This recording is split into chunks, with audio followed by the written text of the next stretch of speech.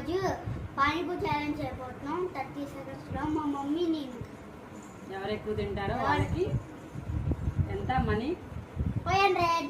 Okay let's start.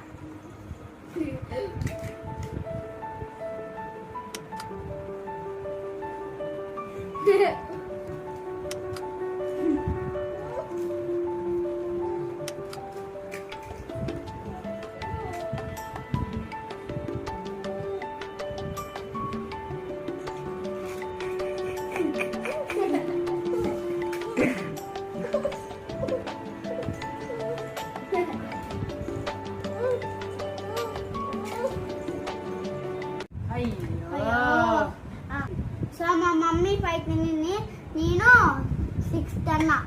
So winner నేను నాకు 500.